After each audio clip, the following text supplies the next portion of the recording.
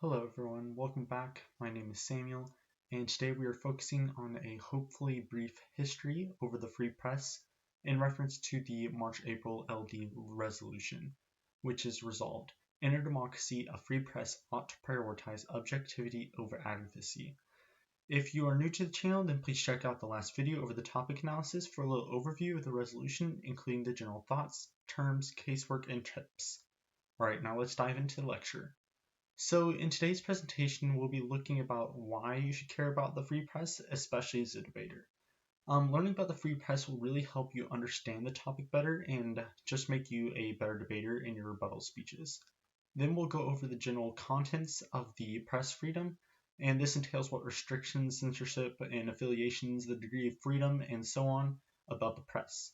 Then we'll focus on the free press and the press in the United States, since most people in this topic will probably be US centered.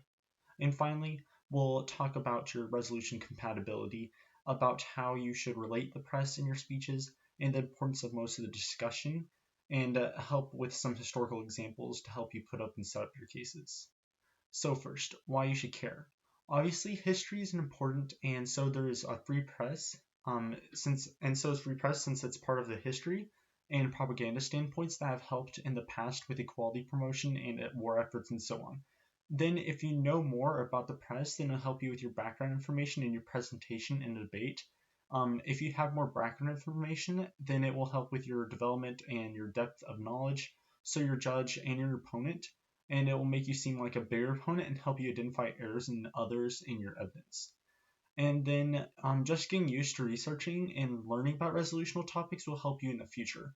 We'll drop a video about nationals, like after nationals, about how to research later at the start of the new season. So let's look at the press's freedom. So the contents of the press's freedom is shown within the censorship, political affiliations, media laws, and so on in the press. Now this is probably going to be the longest part of the video, but one of the most important. So free press is typically a public communications media that reports on governmental policies and events, and they are supposed to have the freedom of the press and express any opinions they can and what they want to. And unfortunately though, some of these freedoms are limited. If we look at the United States, the freedom of the press is established in the First Amendment of the Constitution, which states that, and this is paraphrasing, Congress shall make no law abridging the freedom of speech or of the press.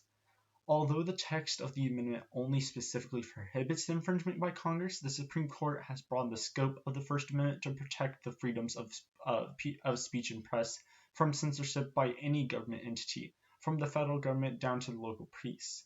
Although there are certain times in which they say that you can censor the press.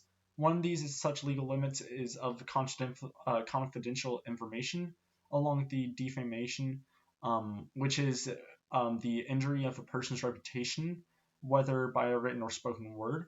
Another is obscenity, in which shows how the material must be offensive to the average citizen by applying contemporary community standards and have no redeeming literary, artistic, political, or scientific value, and thus would fall under this category. Another limitation is the enticement of the immediate violence or unlawful activity, and all these are media laws that I can think of off the top of my head, and the censorship placed on the press. These would work very well to be as spam arguments or just arguments in general against the affirmative when they speak about safety violations and whatnot by having an advocative press.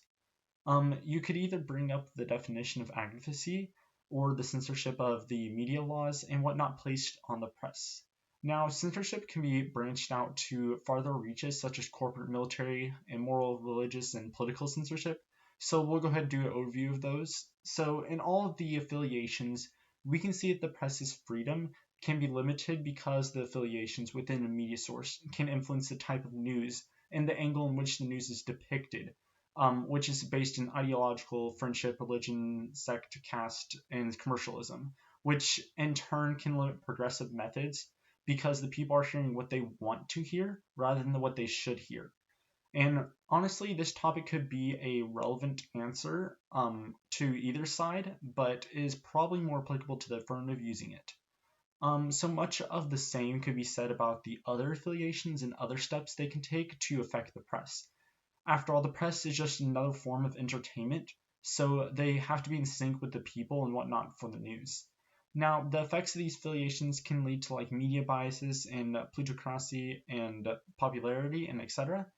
And these limitations of the free press are very important to know because they can tie them into your affirmative constructive about how corporation control of press corruption is highlighted as it is said in the first video.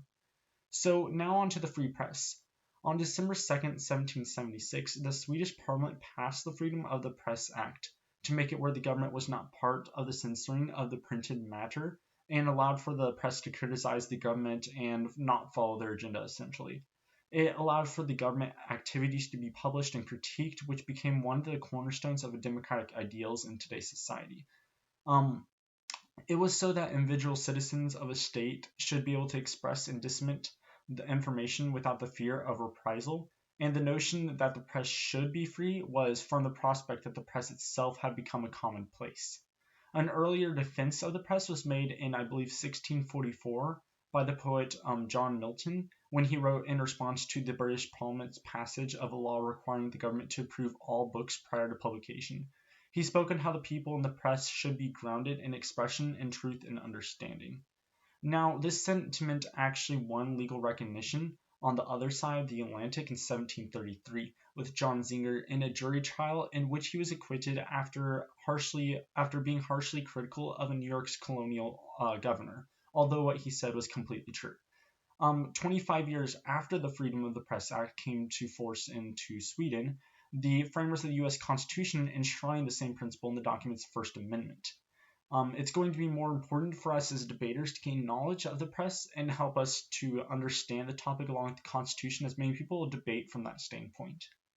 So the freedom of the press was considered to be one of the greatest steps of liberty by the founding fathers of the United States and an essential step for democratic freedom and legitimacy. Americans enjoy the freedom of the press as one of the common fundamental rights that are guaranteed by the full democratic nations, or what most people consider to be full democratic nations. The First Amendment was adopted on December 15, 1791, as part of the Bill of Rights, which provided the constitutional protection of certain liberties, including the freedom of press, speech, and so on. Now, specifically about the United States press, we can see that before their independence from Great Britain, that the British government actually attempted to censor the American media by not allowing them to publish unfavorable information and opinions that were not in favor of Great Britain or in sync with what they wanted. One of the first court cases involved the freedom of the press was in 1734 with William Cosby, who fought a case against John Zinger once again, which was referenced earlier on in the video, and the New York Weekly Journal. Now, the free press ideals can be traced back to Cato's letters, which were a collection of essays that criticized Britain's political system between the Brits Trenchard and Thomas Gordon. And that was published, I believe, between 1720 and 1723. Correct me if I'm wrong. Now, out of all the colonies, I believe Virginia was the first state to formally protect the press, which was in 1776, in which the Declaration of Rights stated that the freedom of the press is one of the greatest bulwarks of liberty and can never be restrained by despotic governments. And then later, James Madison would borrow that for declaration and the drafting of the First Amendment. So now one of the biggest threats, and this would tie into the contention idea of safety or national security and whatnot, is the expedition of confidential information. Now, I know I haven't done any evidence like analysis or release to help you with your research yet, but an example of the press violating national security and the freedom would be in 1971 with Daniel Ellsberg, when he gave the copies of classified documents to the New York Times, in which they became known as, I believe, the Pentagon Papers, which were detailed in the DoD study of the military and political involvement in Vietnam. Of course, there are like other examples, such as like homicidal cases in which objectivity may not have failed, but we won't get into that in today's video. Now, in 2017, Freedom House said that around 13% of the world's population enjoy a free press. The freedom of the press is an essential part of a democracy, and you need to talk about it in your cases, whether objectivity is protecting the legitimacy of a democracy or harming it. Ultimately, is the most important thing in the resolution is about protecting the legitimacy of a democratic government, as the resolution specifically mentions that. And that draws us to our conclusion of the lecture. The next video that I'll put out will be an overview of how to answer certain things in the resolution, such as main supports of objectivity and advocacy, to start you off on your answer twos.